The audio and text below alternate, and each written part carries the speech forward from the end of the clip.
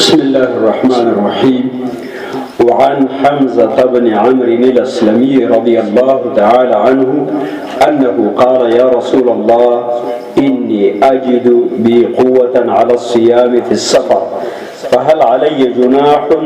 فقال رسول الله صلى الله عليه وسلم: هي رخصة من الله فمن أخذ بها فحسن ومن أحب أن يصوم فلا جناح عليه. رواه مسلم وأصله في المتفق عليه من حديث عائشة أن حمزة ابن عمرو سأله.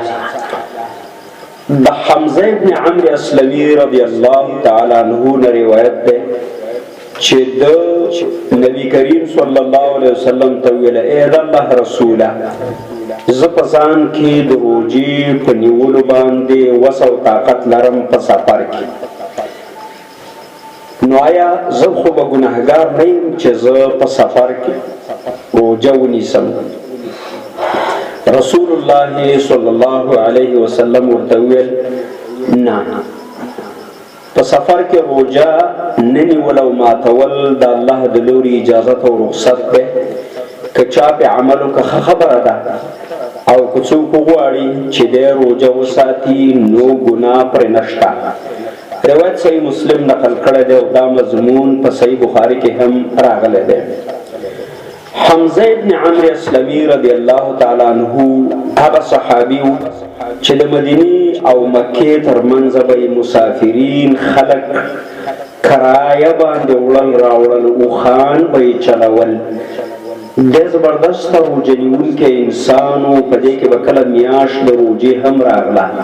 نو د نبی صلی الله علیه وسلم نه ځان قانع کړ چې زه زبردست طاقت والا انسان یم، روژې نیولی شم په مسافرۍ کې، په دې کې خو به څه ګناه نه وي. نبی صلی الله علیه وسلم ورته اجازت هم ورکړ چې ته د سفر د وجې نه کولی شي چې روژه وخوري، بیا به یې قضا راوړې لکه څنګه چې د الله حکم هم دی په کتاب الله کې. او که روژه نیسي نو ستانه کافي کېږي. بالکل صحیح ده. د مسافر درې حالت دي.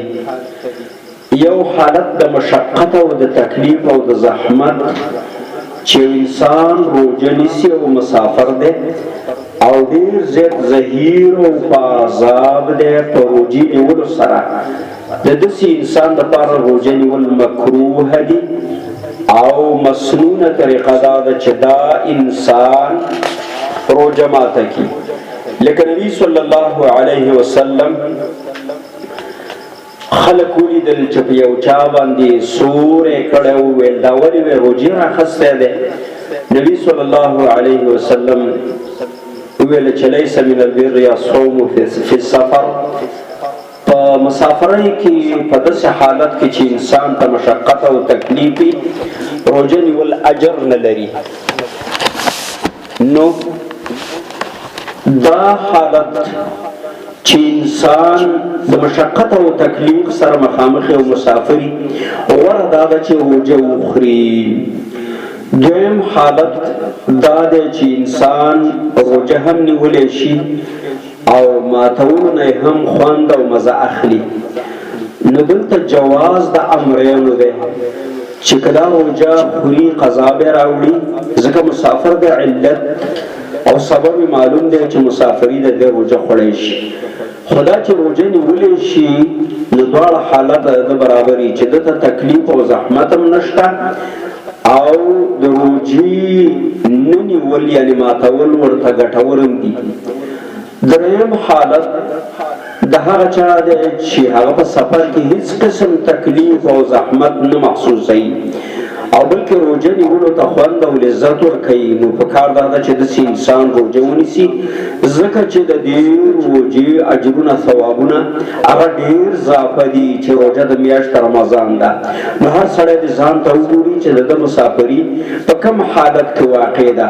که چېرته دی د زحمت او کړاو او تکلیف سره مخامخ وي حتما د روژه ماته کې قضایي به راوړي، او که چېرته حالت د برابر د خوښه د روژه نیسي سکي او که خوري د وجه د مسافرینا او که چېرته روژه نیولو ته ډېر زیات اسان اسباب مو ورسره موجود لکه نن سبا د طیارو او د موټرو او د هوایي جهازونو او د بحري بیړیو سفرونه دي نو په داسې حالت کې روژه نیول بهترین کار دی چې چاته زحمت او کړاو نه وي په تېره بیا چې لا بیا د هوا موسم هم مزیدار او ښکلی وي وصلی الله تعالی علی نبینا محمد